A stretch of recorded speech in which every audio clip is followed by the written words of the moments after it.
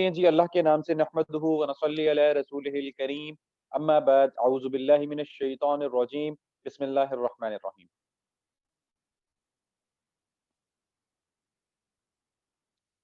जितनी देर में ये कनेक्ट होता है हम लोग कुछ चीज़ों पे डिस्कस कर लेते हैं जो कि बहुत ज़रूरी हैं और ये मैं पहले लेक्चर में हर किसी को मुझे बताना पड़ता है तो आप लोगों को भी बताऊँगा ताकि टीचर और एक स्टूडेंट की जो कम्युनिकेशन है वो बिल्ड हो सके, वो स्ट्रॉन्ग रहे।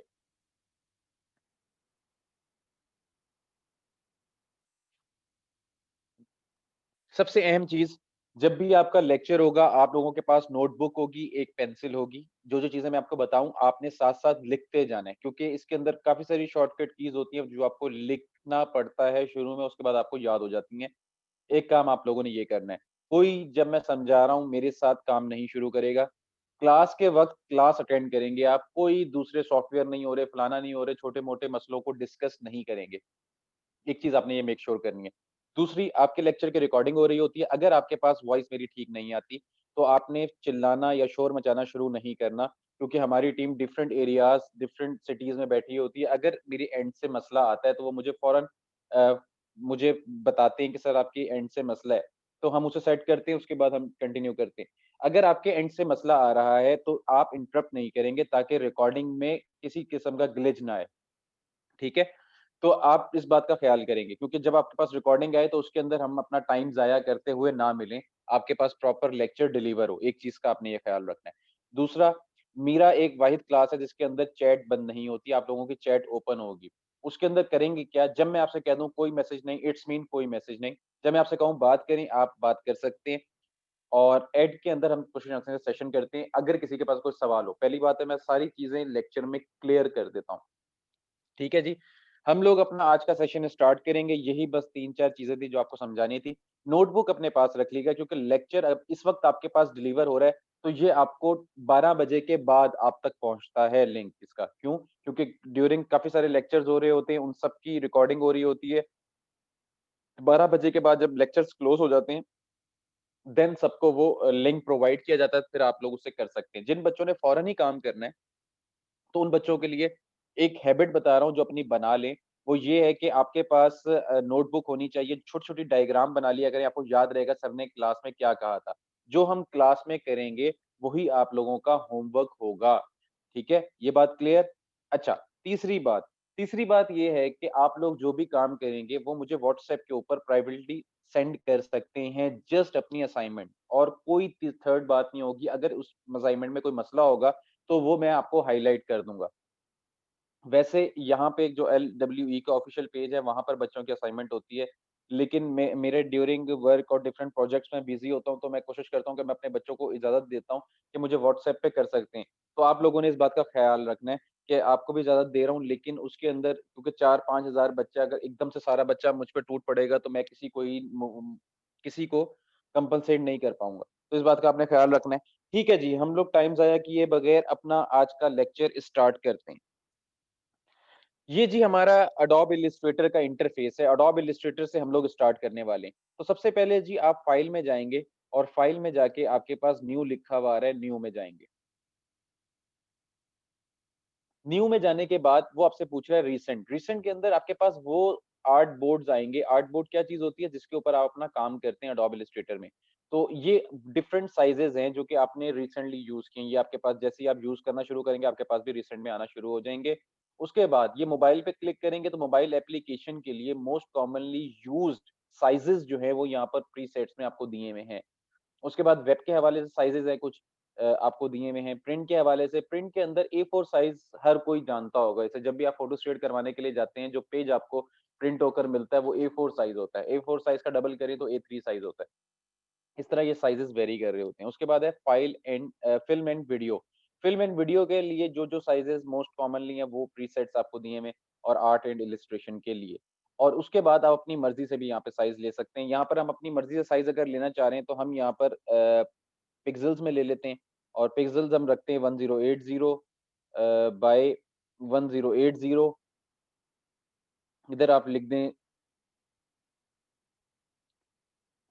लेक्चर नंबर 1 बैच 32, ठीक है?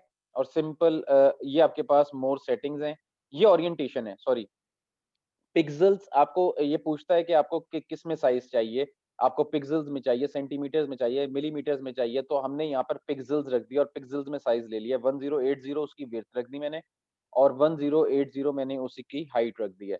उसके बाद वो मुझसे पूछ रहा है आपको कैनवास जो है, आपका पेज जो है वो आपको वर्टिकल, मेरे माउस को गौर से देखें, आपको वर्टिकल चाहिए या आपको हॉरिज़ॉन्टल चाहिए, लैंडस्केप चाहिए? तो ये हमारा जब साइज़ ही स्क्वायर में है, जिसकी विड्थ भी सेम है और हाइट भी सेम है, तब ये मैटर ही नहीं करती। उसके बाद आ जाता है आपका आर्टबोर्ड। आर्टबोर्ड कब आप वो पूछ रहा है आपको कितने आर्टबोर्ड पे काम करना है। जब हम आर्टबोर्ड तब बढ़ाते हैं जब हम कोई बुक बना रहे हों या हम कोई कैटलॉग बना रहे हों, उस वक़्त हम इसका यूसेज जो हमारे पास आता है। या हम किसी फ्लायर का फ्रंट एंड बैक बना रहे हों, तब यहाँ से हम आर्टबोर्ड ज़्यादा कर सकते हैं। फिलहाल हम एक आर्टबोर्ड लेते हैं, उसके ऊपर हम काम करेंगे। उसके बाद आपके पास आ जाता है मोर सेटिंग्स। मोर सेटिंग्स के अंदर अगर क्लिक करते हैं तो ये ऊपर वाला पोर्शन जिसको मैं हाइलाइट कर रहा हूँ, ये पोर्शन वही है जो इस वक़्त तक हम हल कर चुके हैं। उसके बाद आ जाता है आपके पास एडवांस। एडवांस के अंदर ये आपसे पूछ रहा है कलर मोड। कलर मोड वो पूछ रहा है आपको आरजीबी या सीएमवाईके। आरजीबी और सीएमवाईके क्या होता है? RGB stands for red, green and blue. CMYK stand for cyan, magenta, yellow and black. ये कब-कब यूज़ होते हैं? जब हम कोई सोशल मीडिया पोस्ट बनाएँगे या जो चीज़ हम स्क्रीन रेज़ोल्यूशन पे देखना चाह रहे हैं, उसके लिए हमें क्या रिक्वायर्ड होता है? उसके लिए हमें आरजीबी कलर्स रिक्वायर्ड होते हैं।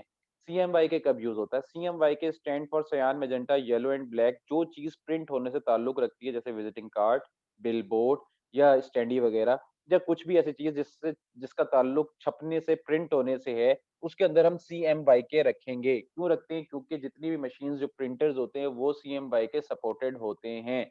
तो फिलहाल हमने स्क्रीन पे काम करना है और आपने मुझे स्क्रीन पे अपनी असाइनमेंट भेजनी है तो हम आरजीबी ही रखेंगे। उसके बाद आ जाता है हमारे पास रेज़ोल्यूशन। फिलहाल हम इसे नहीं छेड़ते और क्रिएट डॉक्यूमेंट पे क्लिक कर देंगे तो हमारा जो कैनवास है, हमारा जो आर्ट बोर्ड है जिसके ऊपर हमने काम करना है वो हमारे सामने आ गया है। ये है जी हमारा आर्ट बोर्ड। ये है व्हाइट स्पेस जिसके ऊपर हम अपना काम प्रेज़ेंट करते हैं, बनाते हैं, ड्रॉ करते हैं। अब सबसे पहला काम लिख लें। अब आपका लिखने वाला काम शुरू हो चुका है। आपने सबसे पहले सॉफ्टवेयर ओपन करने के बाद जो काम करने हैं वो आप सारे नोट डाउन कर लें।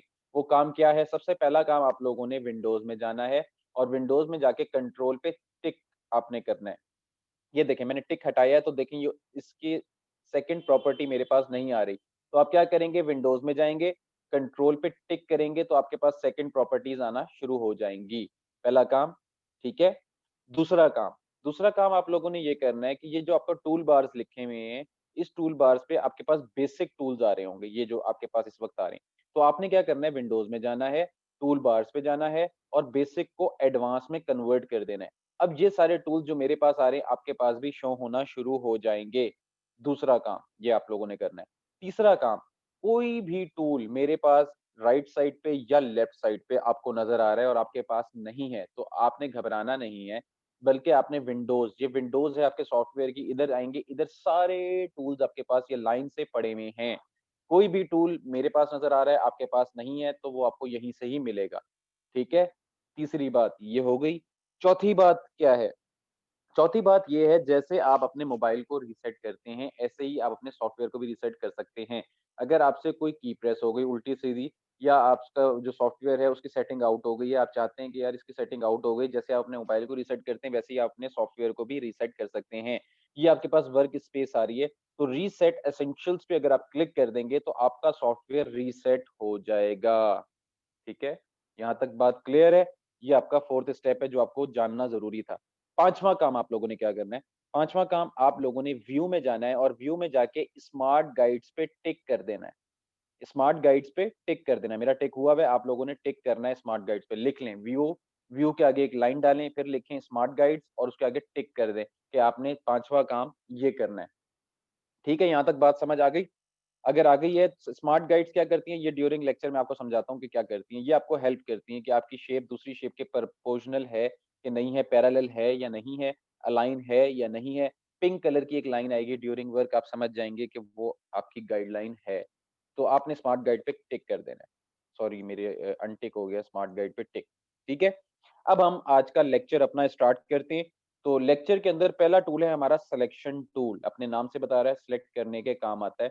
तो इससे हम किस तरह सिलेक्शन ले सकते हैं, कोई भी ऑब्जेक्ट उठा के हम साइड पे रख सकते हैं, किसी को कहीं पे ले जाना है या जो भी करना है या सिलेक्ट करके डिलीट करना है, हम इससे वो काम ले सकते हैं। सबसे पहले मैं कुछ कीज़ आपको बताना चाहूँगा, वो लिख लें।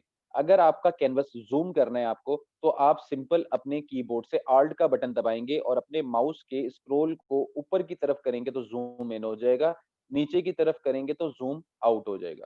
आपका सॉफ्टवेयर आपको 64,000% ज़ूम इन प्रोवाइड करता है। इट्स मीन आप बहुत डिटेल में जाकर अपना काम कर सकते हैं।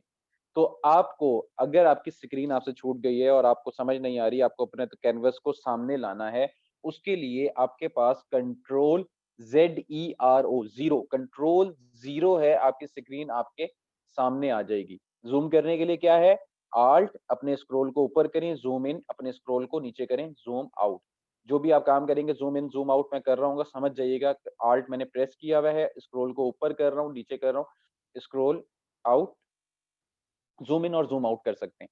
ये जी हमारे पास सबसे पहली सिलेक्शन टूल मौजूद है। हम इसकी मदद से ये हमारे पास रेक्टेंगुलर शेप वगैरह मौजूद हैं। जितने भी शेप के टूल के आगे आपको छोटा-सा एरो दिख रहा है ना, इट्स मीन इसके अंदर और भी टूल मौजूद हैं। आप इसके ऊपर राइट क्लिक करेंगे, तो ये टूल बार ओपन हो जाएगी जिसके अंदर आपको फर्दर ऑप्शंस नज़र आना शुरू हो जाएँगी। हमारे पास सबसे पहला क्या है? Rectangular tool. रेक्टेंगुलर टूल से हम यहाँ पे एक रेक्टेंगल बना लेते हैं। उसके बाद जी राइट क्लिक करें, उसके बाद राउंड, हमारे जो एजेस हैं वो हमें राउंड देगा। ये पिंक कलर की लाइन आ गई है, ये आपको बता रही है आप बिल्कुल लाइन के एक्यूरेट हैं या नहीं है। ये आपको हेल्प करती है, ये गाइडलाइन है। उसके बाद आ जाता है इलिप्स टूल। इलिप्स टूल आपको सर्कल बनाना है, तो यहाँ पे मैं एक सर्कल बनाता हूँ। ऑल्ट और शिफ्ट से आप प्रोपोर्शनली एक्यूरेट सर्कल बना सकते हैं। किससे? ऑल्ट, शिफ्ट और सिंपल क्लिक एंड ड्रैग। ये क्लिक एंड ड्रैग इसका भी मैं बताता हूँ मैं क्या बोल रहा हूँ। अच्छा राइट क्लिक, यहाँ से आपके पास पॉलीगोनल टूल है, आपके पास ये शेप है, आप ये बना लेंगे। उसके बाद राइट क्लिक, ये आपके पास स्टार टूल है, आप इसकी मदद से एक स्टार भी डेवलप कर सकते हैं। तो ये जी अब आपकी शेप्स हैं जो कि आपने पहले ड्रॉ करनी है एक थोड़ा-सा इसके साथ अंडरस्टैंडिंग डेवलप करने के लिए। ठीक है जी, ये आपकी शेप्स वगैरह बन गई। अच्छा, अब मैं क्लिक एंड ड्रैग क्या कह रहा था, ये गौर से सुनें।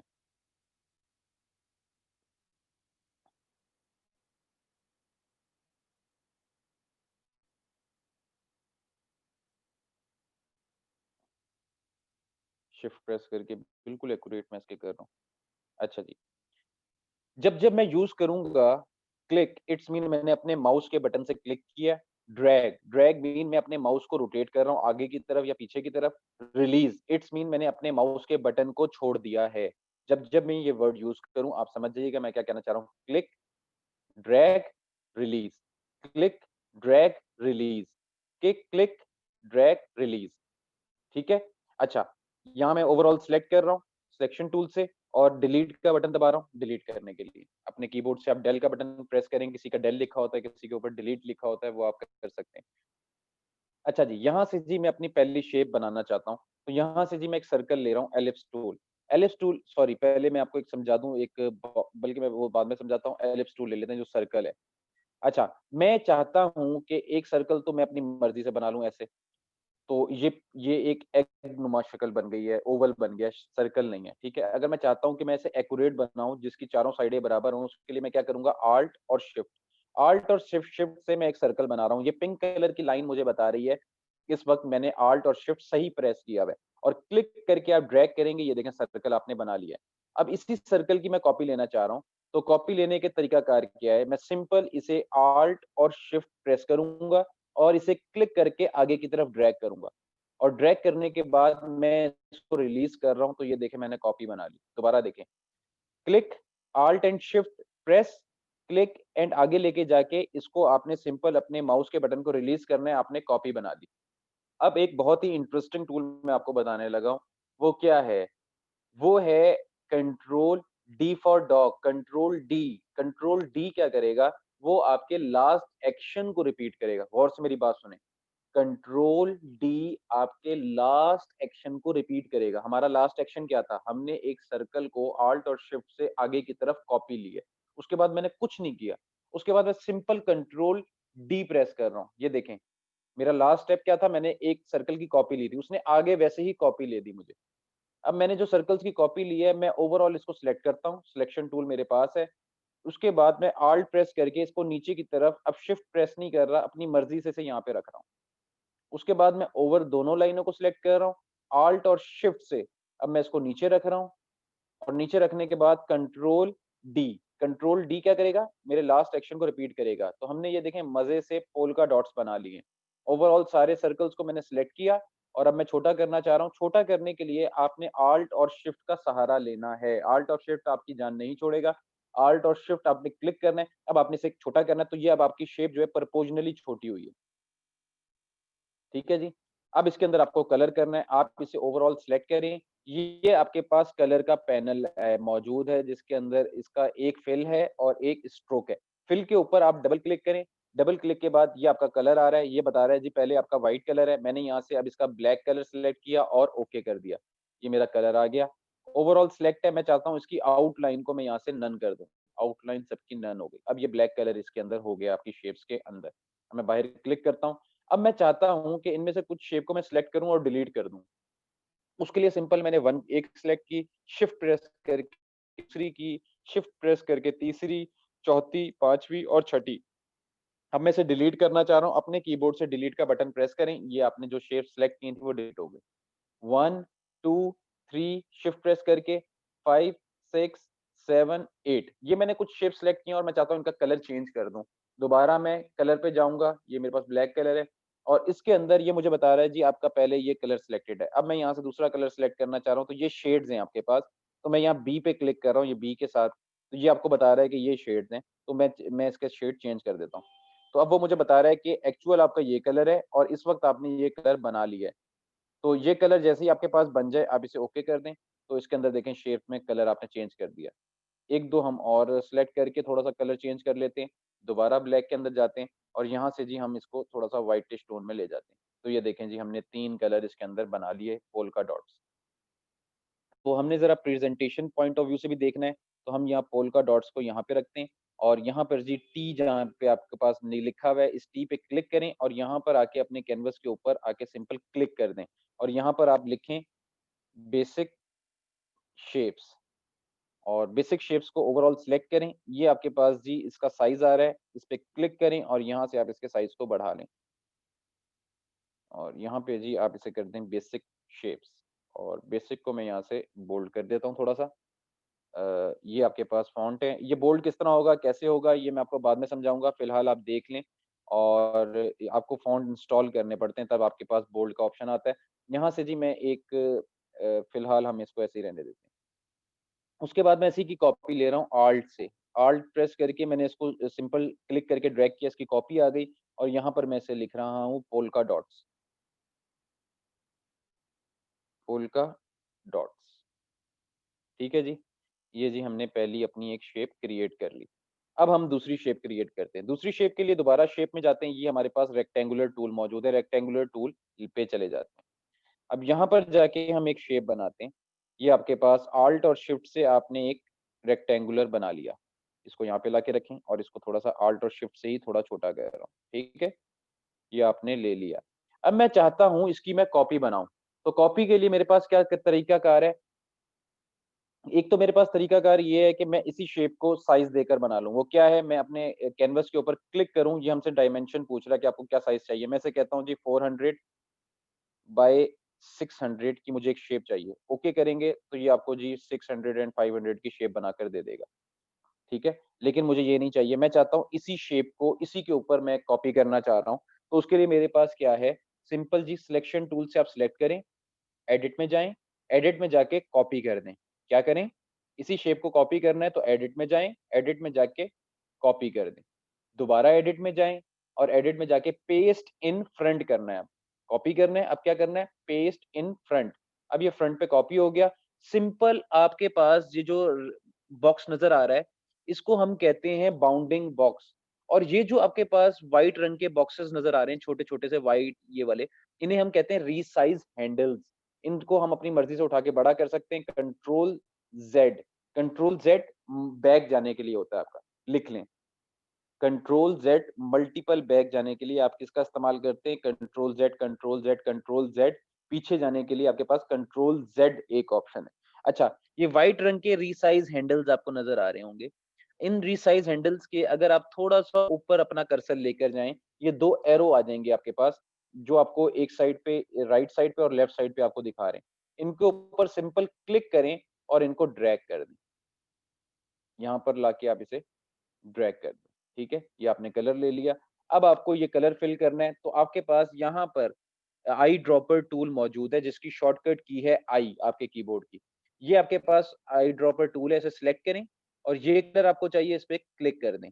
यही कलर आपकी शेप में हो गया। शेप का सिलेक्ट होना लाज़मी है। अच्छा, दोबारा मैं इसी के ऊपर कॉपी करना चाह रहा हूँ, इसे सिलेक्ट करें, एडिट में जाएँ, कॉपी में जाएँ, दोबारा एडिट में जाएँ, पेस्ट इन फ्रंट करें और अब आप थोड़ा-सा कर्सर इसके ऊपर लेकर जाएँ और इसको रोटेट कर दें और पहले वाले इमेज को थोड़ा-सा इस साइड पे कर दें। तो ये देखें जी, हमने एक आराम से एक पैटर्न डेवलप कर लिया। ऊपर वाले का कलर हम यहाँ से लाइट कर देते हैं। आई ड्रॉपर टूल ये और यहाँ पे क्लिक किया, ये कलर हमारा फिल हो गया। तो हमने देखें जी एक मज़े से रोटेशन के साथ एक पैटर्न डेवलप कर लिया और अब मैं इसी की कॉपी ले रहा हूँ पोल्का डॉट्स की, इसको आगे लेके जा रहा हूँ और यहाँ पर मैं लिख रहा हूँ शेप रोटेशन, ठीक है जी। अब हम एक थर्ड शेप बनाते हैं। तो यहाँ पे जी मेरे पास थर्ड शेप क्या है? मेरे पास जी राउंडेड रेक्टेंगुलर टूल मौजूद है। मैं यहाँ से जी राउंडेड रेक्टेंगुलर टूल लेता हूँ और यहाँ पर एक पतली-सी स्ट्रिप सी बना देता हूँ।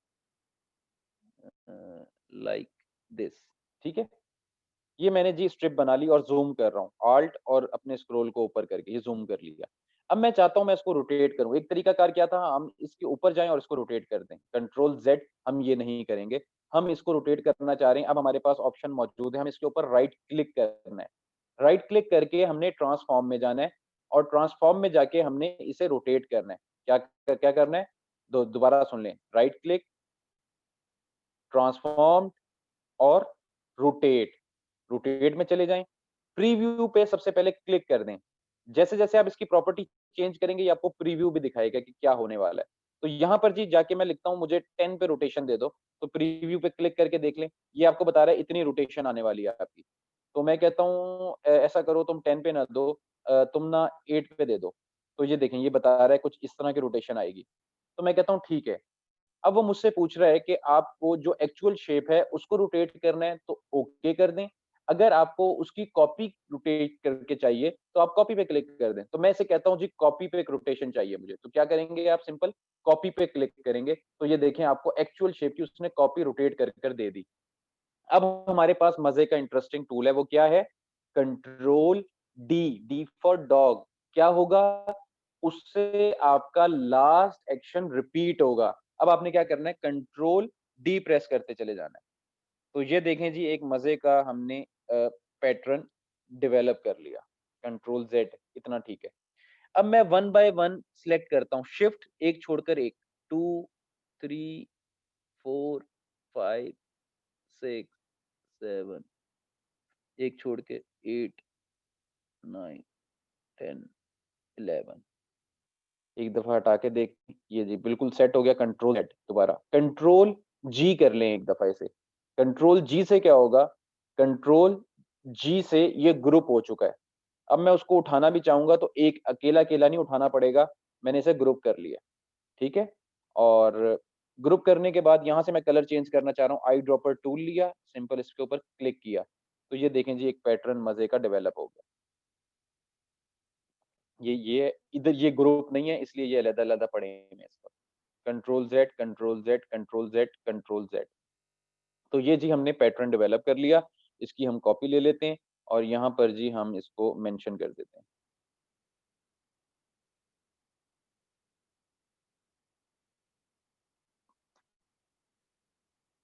शेप मोटिव लिख लेते हैं। अच्छा जी, ये फ़ॉन्ट का साइज़ जो है वो काफ़ी बड़ा है। मैं इनको ओवरऑल सेलेक्ट करके यहाँ से इसका साइज़ को एक तो छोटा कर रहा हूँ 24 इनफ है। इसकी अब मैं ऐसे करके और इसको जी ओवरऑल आप थोड़ा-सा बड़ा भी कर सकते हैं। ठीक है जी? ये जी आपने पैटर्न बना ली है आराम से। अब हम थोड़े से और शेप्स बनाते हैं और शेप्स के लिए जी हम दोबारा रेक्टेंगुलर टूल में जा रहे हैं और रेक्टेंगुलर टूल में जाने के बाद हम यहाँ पर एक Alt और Shift की मदद से एक बॉक्स बना रहे हैं। बॉक्स बनाने के बाद हम चाहते हैं कि हम इसी के ऊपर एक और 3D टाइप सी चीज़ बनाएँ, उसके लिए हम दूसरा अब आज का टूल सीखेंगे। तो उसके लिए जी मैं इसी की कॉपी ऊपर की तरफ लेता हूँ। तो ऊपर की तरफ लेने के लिए मैं इसे Alt और Shift और मैं ऊपर ले जाऊँगा। जैसे ही मेरे पास इंटरसेक्ट लिखा हुआ आ जाएगा, मैं यहाँ पर अपनी दोनों कीज़ और अपने माउस के बटन को रिलीज़ कर दूँगा, ठीक है? इसी तरह जी, दोबारा सिलेक्शन टूल पे जाऊँगा, नीचे वाली ऑब्जेक्ट को सिलेक्ट करूँगा, ऑल्ट और शिफ्ट से मैं इधर भी एक बॉक्स की कॉपी ले रहा हूँ। जैसे मेरे पास इंटरसेक्ट लिखा हुआ आ रहा है, मैं यहाँ पे रिलीज़ कर दूँगा। अब हम इनका कलर चेंज करते हैं। यहाँ से जी मैं इसका कलर आई पर टूल ले रहा हूँ, ये वाला और इधर से मैं इस कलर के ऊपर क्लिक करता हूँ, ये कलर आ गया। इसी तरह मैं इसको सिलेक्ट करता हूँ, आई ड्रॉपर टूल लेता हूँ, इधर सेलेक्ट करता हूँ, ये आ गया। ये 3 डिफरेंट बॉक्सेस हम लोगों ने बना दिए। अब आज का हम दूसरा टूल जो हमारे पास है डायरेक्ट सिलेक्शन टूल दिखने में सेम है, लेकिन इसका बहुत मज़े का काम है कि हम इसकी मदद से ये जो एंकर पॉइंट्स हैं, इनको सिलेक्ट करें और इन्हें उठा के अपनी मर्ज़ी से जहाँ रखना चाहते हैं रख सकते हैं। तो ये एक मज़े का टूल है, ये और क्या-क्या कर सकता है? ये जी आपके पास ये सर्कल सा बना हुआ आ रहा है, इसके ऊपर क्लिक करें, अंदर की तरफ करें तो ये आप रोटेशन दे सकते हैं। तो ये जी डायरेक्ट सिलेक्शन टूल की बदौलत ही मुमकिन है। तो अब हमने क्या करना है, हमने ये ऊपर वाले 2 एंकर पॉइंट को सिलेक्ट कर लिया 1 एंड 2 इनको मैं क्लिक करके नीचे की तरफ ला रहा हूँ, यहाँ पर लाइक दिस। अब मैं यहाँ से इन 2 एंकर पॉइंट्स को सिलेक्ट कर लिया 1 एंड 2 और इनको मैं सिलेक्ट करके यहाँ पर लेकर आ रहा हूँ। जैसे ही मेरे पास इंटरसेक्ट लिखा हुआ आ रहा है, यहाँ पर मैं इसे रिलीज़ कर रहा हूँ। तो ये देखें जी हमने आराम से 3D बॉक्स डेवलप कर लिया। तो ओवरऑल सिलेक्ट करें और सिलेक्ट करके हम इसको थोड़ा-सा ऊपर लेकर जा रहे हैं और यहाँ से जी हम पोल्का डॉट्स को नीचे ला रहे हैं और यहाँ पर हम मेंशन कर देते हैं 3D बॉक्स।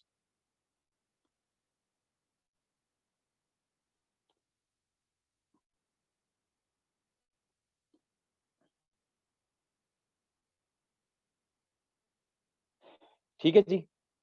अब हम एक सर्कल बनाते हैं। तो सर्कल हमारे पास एलिप्स टूल है। एलिप्स टूल की मदद से ऑल्ट और शिफ्ट से हम प्योर एक ज़बरदस्त किस्म का सर्कल बना लिया। अब हम डायरेक्ट सिलेक्शन टूल पे जाएँगे और मज़े से एक शेप क्रिएट करने की कोशिश करते हैं। ये जी डायरेक्ट सिलेक्शन टूल है, इससे मैं एंकर पॉइंट अपना ऊपर वाला सिलेक्ट करता हूँ और इसको ऊपर लाके रख देता हूँ। ये देखिए, ये एक मज़े का ओवल बन गया है। इसको क्लिक करें, अपने एरो कीज़ जो आपके कीबोर्ड के अंदर हैं, अगर मैं राइट की से ऊपर और ये अप की से ऊपर करता हूँ, तो ये देखिए मैंने एक शेप बना ली है। इसी तरह मैं इसको इस एंकर पॉइंट को सिलेक्ट करता हूँ, राइट और थोड़ा-सा ऊपर की तरफ लेके जाता हूँ, तो ये देखें जी मैंने एक आराम से एक एग नुमा सी शेप बना ली है।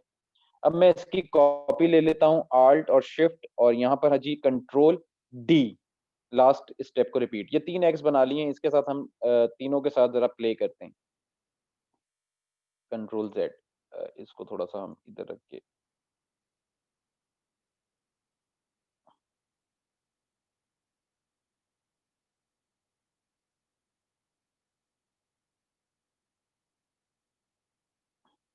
अच्छा, अब हमारे पास एक इसको मैंने सेलेक्ट किया है। हमारे पास यहाँ पर रेज़र टूल मौजूद है, रेज़र टूल। ये आपके पास रेज़र टूल है।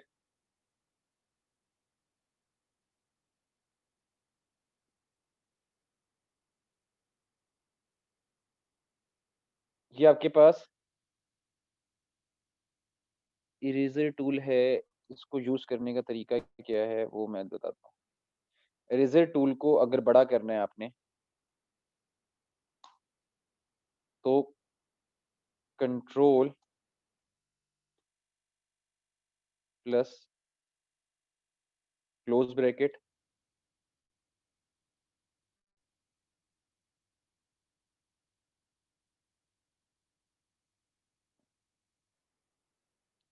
बल्कि कंट्रोल नहीं करना,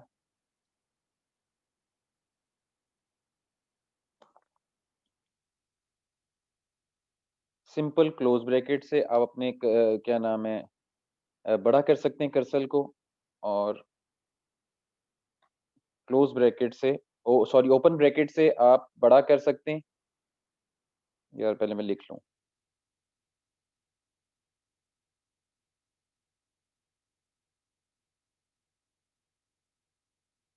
ये देखें, मैं सिंपल ये ओपन ब्रैकेट कर रहा हूँ, तो मेरा रेज़र छोटा हो रहा है और जैसे ही मैं ये वाली ब्रैकेट पे क्लिक कर रहा हूँ, क्लोज़ ब्रैकेट पे, तो मेरा रेज़र बड़ा हो रहा है।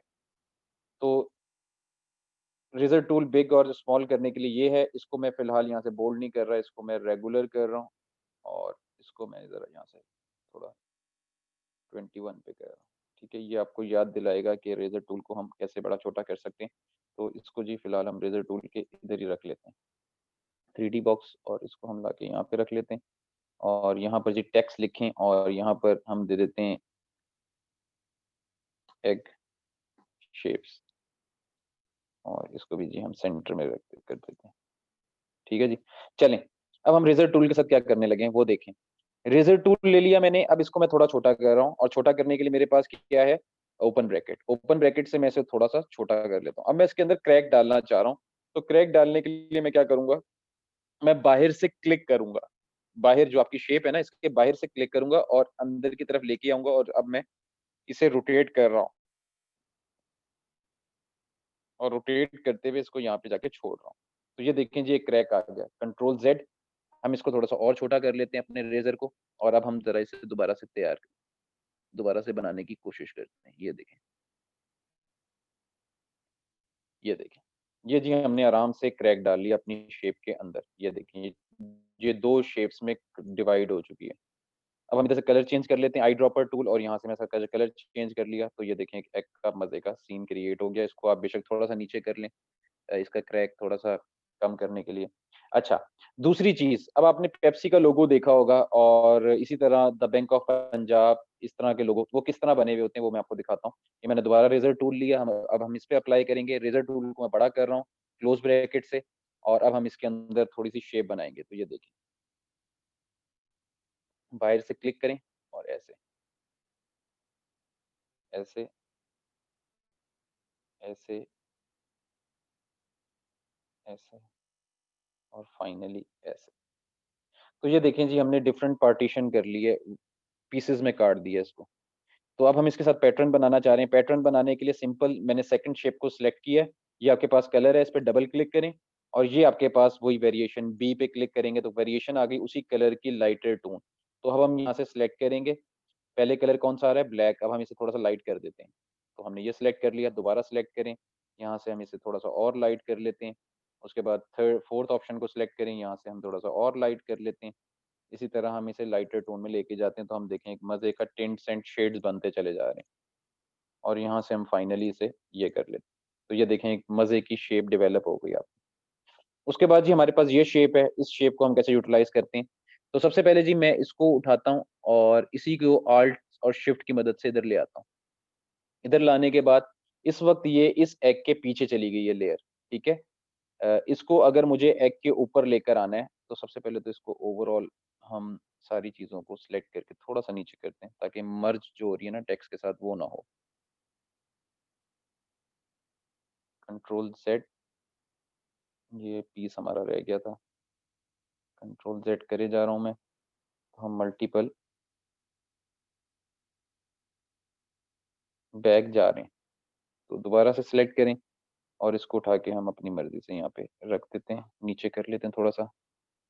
अच्छा, इस शेप को मैं आल्ट की मदद से ला रहा हूँ और इस एग के पीछे लाना चाह रहा हूँ। तो इस एग के पीछे लाने के लिए ये पीछे ऑलरेडी ही है। अब मैं चाहता हूँ कि मैं इस लेयर को ऊपर ले आऊँ इसके, इस एग के, तो उसके लिए मेरे पास क्या है? कंट्रोल, शिफ्ट और ओपन ब्रैकेट, जो हमने रेज़र के लिए यूज़ की थी ये वाली।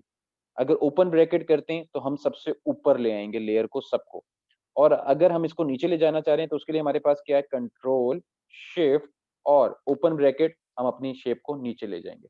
तो शेप को नीचे ऊपर करने के लिए क्या है? कंट्रोल, शिफ्ट, ओपन ब्रैकेट से नीचे, क्लोज़ ब्रैकेट से ऊपर। पहले शेप को सिलेक्ट करें, क्लोज़ ब्रैकेट से ऊपर, ओपन ब्रैकेट से नीचे। कंट्रोल शिफ्ट मैंने प्रेस किया हुआ है। एक पैटर्न हमने ये बना लिया, एक पैटर्न हम दोबारा लेके आते हैं, उसको थोड़ा छोटा करते हैं और इसको हम ऊपर ले आते हैं। कंट्रोल शिफ्ट, क्लोज़ ब्रैकेट ऊपर ले आए और अब हम इसको यहाँ पे यूज़ कर लेते हैं। ये देखें जी, एक ये यूज़ कर लिया और ये सारे ब्लैक हैं, तो इसको उठा के ज़रा साइड पे रखें और ओवरऑल इसको सिलेक्ट कर लें और कंट्रोल जी, इसे भी ग्रुप कर लें। दोबारा लाके मैं इसके ऊपर रख रहा हूँ और ब्लैक वाले को और इसको दोनों को सिलेक्ट करते हैं और यहाँ पर ले आते हैं और यहाँ पे लाके थोड़ा-सा छोटा कर रहा हूँ और ऊपर लेके आ रहा हूँ। कंट्रोल शिफ्ट ओपन ब्रैकेट, पहले तो ऊपर ले आए, यहाँ पर जो ब्लैक कलर है इसको सिलेक्ट करें और इसका कलर हम चेंज करते हैं, यहाँ पे जाते हैं और यहाँ से जाके हम इसको कोई कलर देना चाह रहे हैं तो हम यहाँ से कोई कलर दे देते हैं। तो ये देखें जी हमने पैटर्न डेवलप कर लिया। तो दोनों को दोनों शेप्स को सिलेक्ट कर लें।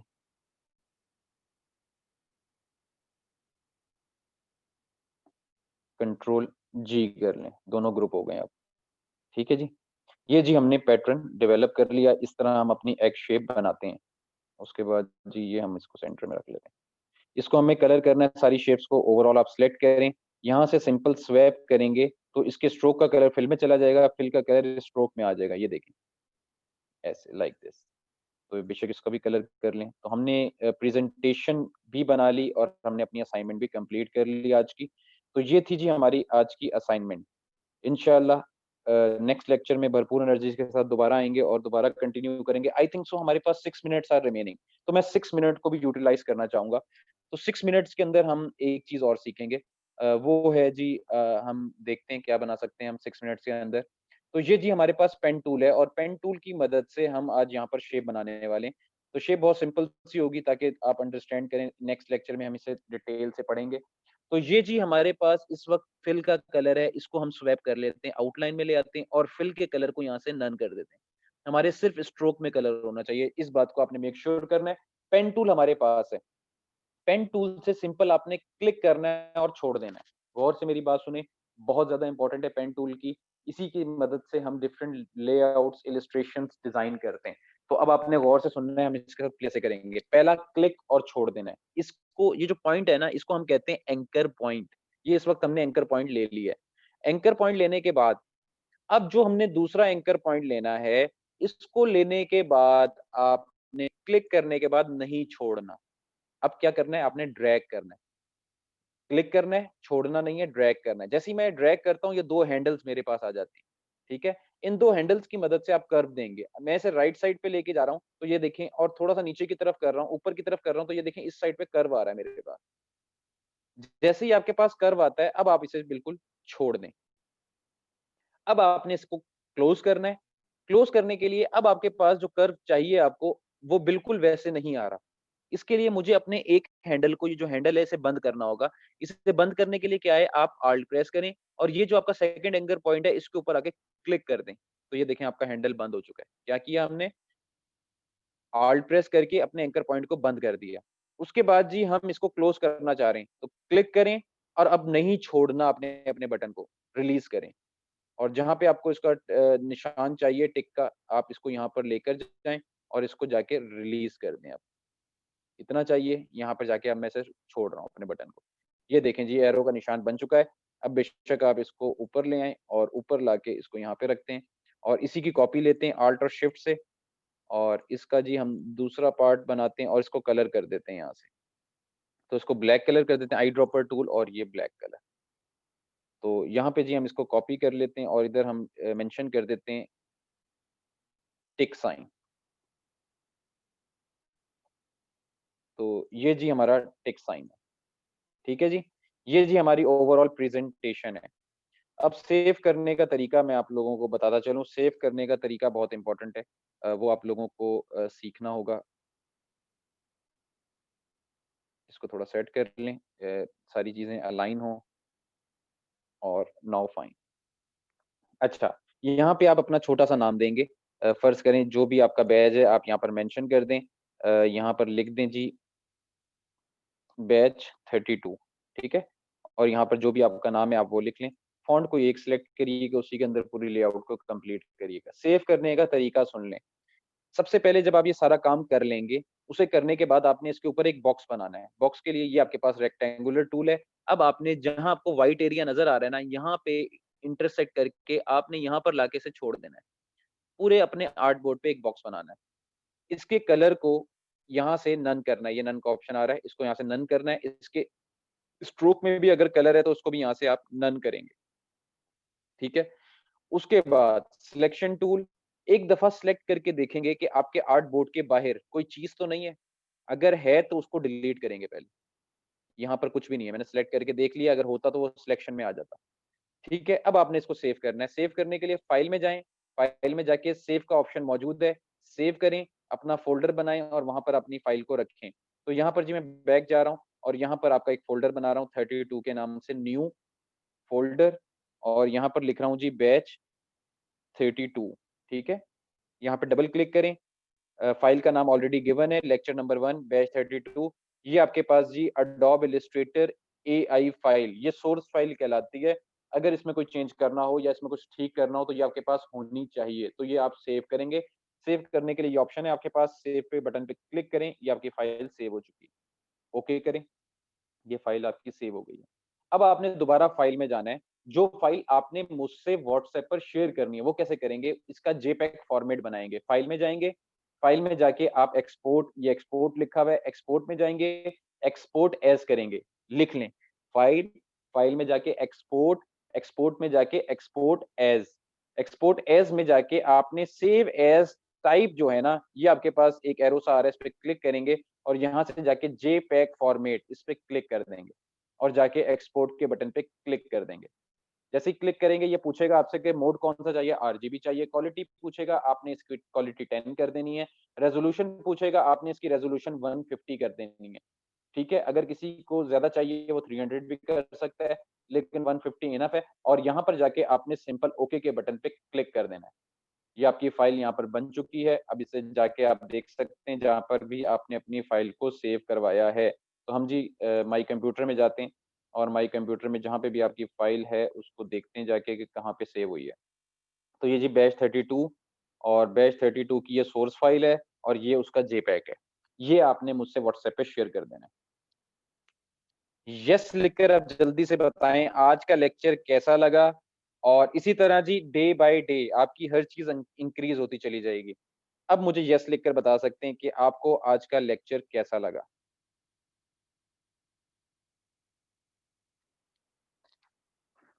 तो ये जी बिगिनर से मैं स्टार्ट करूँगा और एट द एंड आप लोगों तक को लेके जाना है। तो आप लोगों ने आज जैसे अपनी स्पीड और अपनी पिक को पकड़ा है ना, इसी तरह आपने मेरे साथ अंडरस्टैंडिंग रखनी है और हम लोग इसी तरह एफर्ट के साथ चीज़ों को बूस्ट करेंगे डे बाय डे। कल आपका रेस्ट डे डे होगा। पहले क्या होता था, बैक टू बैक लेक्चर्स होते थे। बच्चों को प्रैक्टिस करने का टाइम नहीं मिलता था और लेक्चर्स खत्म हो जाते थे। अब मैंने ऐसा कुछ नहीं किया। अब मैंने सारा मॉड्यूल चेंज किया है। वो मॉड्यूल क्या है कि अब हम क्या करते हैं, एक दिन लेक्चर होता है, एक दिन बच्चों को टाइम दिया जाता है जिसके अंदर वो असाइनमेंट करें। कम से कम उस प्रोसेस से गुज़र जाएँ। यार ये व्हाट्सएप का जो नंबर है ना, ये आपको जो व्हाट्सएप में ऐड किया गया है, वहीं पे ही आप एडमिन में जाएँगे, नीचे आपको उसामा नईम के नाम से एक नंबर होगा, वो शो होगा, वो आप लिख सकते हैं। फिलहाल मैं आपको लिख के भी दे देता हूँ। 03 यार मुझे अपना नंबर ही भूल गया, 03 ट्रिपल 12 ट्रिपल 12 डबल 6 713। तो ये नंबर है, ये आप लोग नोट डाउन कर लें। अच्छा, और दूसरा एक चीज़ और, अगर आपको आज के बाद आप लोगों ने थोड़ा इंस्पायर होना छोड़ देना है, इंस्पायर नहीं होना किसी चीज़ से, खुदा के लिए जब तक सीख रहे हैं। तो मैं आपको एक अपना आईडी दे रहा हूँ, आप लोग इसे सेव कर लें, ताकि आपकी इंस्पिरेशन के लिए बहुत ज़रूरी है ये। ये लिख लें, MOSAMANAEEM नईम के नाम से मेरी इंस्टाग्राम प्रोफाइल मौजूद है। आप लोग जाके विज़िट कर सकते हैं। आपके जो प्रीवियस स्टूडेंट्स हैं ना, उनका काम, जो अच्छा काम करता है, उनका काम रेट हो रहा होता है, बाकायदा जितनी भी आर्टिस्ट कम्युनिटी है, उसके अंदर मैं फ्लोट करता हूँ। तो अब आप आपका भी जो अच्छा काम करेगा, उसका काम भी फ्लोट होगा। तो अभी तो आपकी पहली असाइनमेंट है, इंशाल्लाह जैसे-जैसे आगे चलेंगे, आप लोग भी बना रहे होंगे और आप लोगों की भी इसी तरह प्रेज़ेंटेशन होगी। इंस्पिरेशन चाहिए, तो आप यहाँ पर आएँ, यहाँ पर आके अपने स्टूडेंट्स का काम देखें, तो आपको यहाँ से काफ़ी ज़्यादा आइडिया मिल जाएगा कि आप किस तरह अपना काम वगैरह कर सकते हैं। तो ये जी डिफरेंट हाइलाइट्स के अंदर आपको काम की इंस्पिरेशन मिलेगी, आपको पता चलेगा कि आप लोगों ने भी अभी आगे-आगे क्या करना है और मैं आप लोगों से क्या करवाने वाला हूँ। ये वही बच्चे हैं, जिन बच्चों का 1 महीने का सेशन था और उन्होंने ये चीज़ें बनाई हैं। तो डे बाय डे इंक्रीज़ होंगी आपकी चीज़ें और इंशाल्लाह आप लोग भी ये चीज़ें बनाने के काबिल हो जाएँगे। शर्त इस चीज़ की है कि जैसे-जैसे मैं बता रहा हूँ, वैसे-वैसे चलते चले जाएँ आँखें बंद करके। फिलहाल अपनी इंस्पिरेशन को रोकें, अगर जिनके सॉफ्टवेयर इंस्टॉल नहीं है, उस पे फ़ोकस करें, इंस्टॉल कैसे करनी है। और अगर किसी को नहीं समझ आ रहा, तो काइंडली खुदारा आस-पास कंप्यूटर शॉप्स हैं, चले जाएँ, वहाँ से इंस्टॉल करवा के घर आ जाएँ। अगर अभी आपसे कहा जाए शाहरुख खान की नई मूवी आ रही है ना, आप लोगों ने घर से निकलना है, शाहरुख खान की मूवी देख के घर आना है। तो भाई ये सीखने वाला काम है जिसने आपको अर्न करके देना है, तो जल्दी से अपने मसले हल करें और जल्दी से जाके अपना काम स्टार्ट करें। चलें जी, मुझे इजाज़त देंगे अब आप लोग, अपना बहुत ज़्यादा ख़्याल रखें, आपसे ये असाइनमेंट मैं शेयर कर दूँगा ताकि आपको याद रहे क्या-क्या चीज़ें बनानी है। तो इंशाअल्लाह नेक्स्ट लेक्चर में भरपूर एनर्जी के साथ दोबारा आएँगे और आपका लेक्चर होगा। अप